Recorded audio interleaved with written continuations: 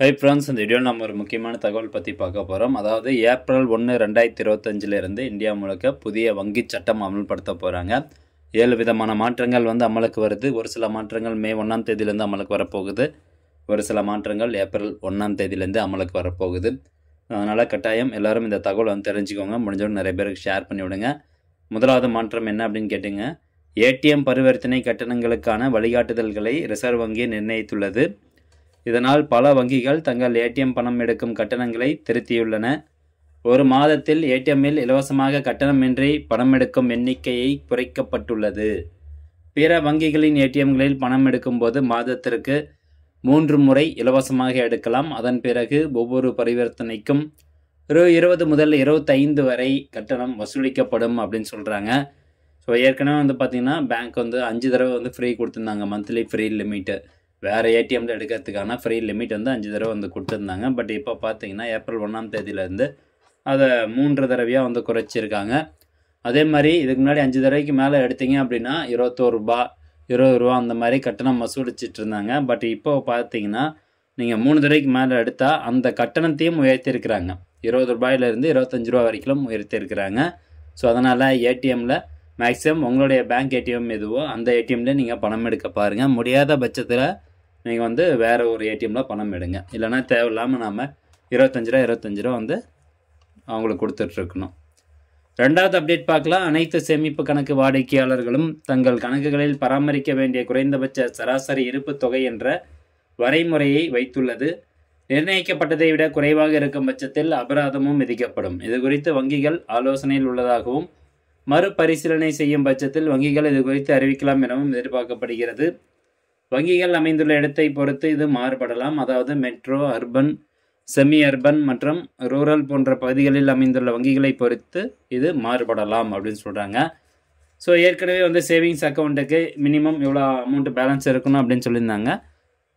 அதே மாதிரி savings account open பண்ணுறதுக்கும் சார்ஜஸ், அதாவது மினிமம் இவ்வளோ அமௌண்ட் அதை நீங்கள் மெயின்டைன் பண்ணணும், அந்த சார்ஜஸ் மெயின்டைன் பண்ணணும் அப்படிங்கிறது எல்லாமே அந்தந்த பகுதிகளை பொறுத்து தான் டிசைட் பண்ணுவாங்க. இப்போது சிட்டிஸ்னால் மெட்ரோவா அல்லது அர்பனா அப்படின்னு பார்ப்பாங்க. இல்லை அது இல்லைனா செமி அர்பனா அப்படின்னு பார்ப்பாங்க. அது இல்லைனா வில்லேஜ் இந்த சைட்லாம் ரூரல் ஏரியாவாக எடுத்துக்குவாங்க. ஸோ இதில் மினிமம் பேலன்ஸ் யார் அதிகமாக மெயின்டைன் பண்ணுற மாதிரி இருக்கும் அப்படின்னு கேட்டிங்கன்னா மெட்ரோ மற்றும் அர்பன். ஸோ இந்த ஏரியாக்களில் இருக்கவங்க மினிமம் பேலன்ஸ் அதிகமாக மெயின்டைன் பண்ணுற மாதிரி இருக்கும். ஸோ யார் கம்மியாக மெயின்டைன் பண்ணலான்னா ரூரல் ஏரியாவாக இருந்தது அப்படின்னா நீங்கள் கம்மியாக மெயின்டைன் பண்ணிக்கலாம் மினிமம் பேலன்ஸ். அண்ட் அடுத்ததாக பாசிட்டிவ் பே சிஸ்டம் முறை அமல்படுத்த போகிறாங்க. அதாவது ரூ. 50,000க்கு மேல் காசோலைகளை வழங்கும் வாடிக்கையாளர்கள் பயனாளிகளுக்கு அவர்கள் வழங்கிய காசோலைகள் பற்றிய முக்கிய விவரங்களை மின்னணு முறையில் வங்கிக்கு வழங்க வேண்டும் அப்படின்னு சொல்கிறாங்க.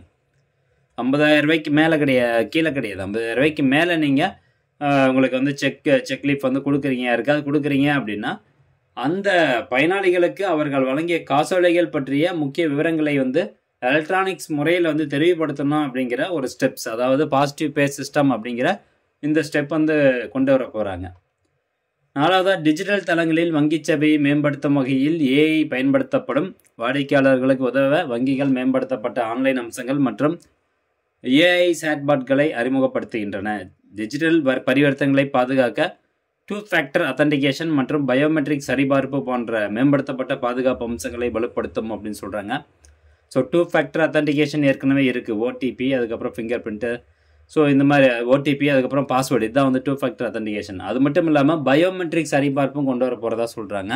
ஸோ நம்ம ரேஷன் கடையில் பொருள் வாங்கும்போது எப்படி கைவிரல் ரேகையை வச்சு பொருள் வாங்குகிறோமோ அந்த மாதிரி நம்ம பேங்க் சர்வீசஸ் பயன்படுத்துறதுக்கும் அந்த பயோமெட்ரிக் சரிபார்ப்பு அப்படிங்கிறது கொண்டு வரப்படும் சொல்கிறாங்க. பார்க்கலாம்.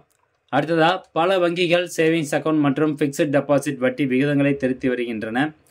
ஸோ இது எப்பயும் போல தான். அதாவது ஒவ்வொரு ஃபினான்ஷியல் இயர்லையும் பார்த்திங்கன்னா அந்த எஃப்டி மற்றும் சேவிங்ஸ் அக்கௌண்ட்டுக்கான ஒவ்வொரு குவார்ட்டர்லிக்கும் இவ்வளோ பர்சன்டேஜ் திருத்துறோம், இவ்வளோ இன்ட்ரெஸ்ட் ஏற்றி இருக்குது, இவ்வளோ இன்ட்ரெஸ்ட் குறைச்சிருக்கு அப்படிங்கிற ஒரு இது வரும். அந்த மாதிரி தான் இப்போ ஏப்ரல் 1ஆம் தேதியிலும் உங்களுக்கு அமலுக்கு வரும். ஏப்ரல் 1, 2025 முதல் முக்கிய வங்கிகள் கிரெடிட் கார்டு விதிகளை திருத்தி வருகின்றன.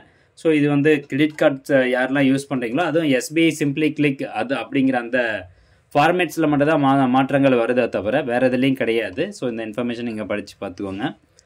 அடுத்ததாக ஏப்ரல் 1 முதல் நீண்ட காலமாக பயன்படுத்தப்படாத யூபிஐ கணக்குகளுடன் இணைக்கப்பட்ட மொபைல் எண்கள் வங்கி பதிவுகளிலிருந்து நீக்கப்படும். உங்கள் தொலைபேசி எண் யூபிஐ செயலியுடன் இணைக்கப்பட்டு நீண்ட காலமாக பயன்படுத்தப்படாவிட்டால் வங்கிகள் அதை தங்கள் பதிவுகளிலிருந்து நீக்கிவிடும். மேலும் கணக்கிற்கான யூபிஐ சேவைகள் இடைநிறுத்தப்படும் அப்படின்னு சொல்கிறாங்க. ஸோ இந்த கேட்டகரியில் நீங்கள் இருக்கீங்க. இப்போ யூபிஐ அக்கௌண்ட் வச்சுருக்கிறீங்க, அதில் ஒரு மொபைல் நம்பர் லிங்க் பண்ணி வச்சுருக்கீங்க அப்படின்னா அந்த மொபைல் நம்பர் நீங்கள் ரொம்ப நாளாக யூஸ் பண்ணாத பட்சத்தில் பேங்க் தரப்பில் இருந்து அந்த யூபிஐ ஐடியை கேன்சல் பண்ணிடுவோம் அப்படின்னு வந்து சொல்கிறாங்க. ஸோ இந்த மாதிரி 7 விதமான மாற்றங்கள் வந்து ஏப்ரல் 1, 2025 அமலுக்கு வருது. ஸோ இதில் எதுனா ஒரு சேஞ்சஸ் கண்டிப்பாக உங்களுக்கு பயனுள்ளதாக இருக்கும். முடிஞ்சவங்க நிறைய பேருக்கு இதை ஷேர் பண்ணிவிடுங்க. மீண்டும் அடுத்து ஒரு நல்ல பதிவில் சந்திக்கலாம். நன்றி, வணக்கம்.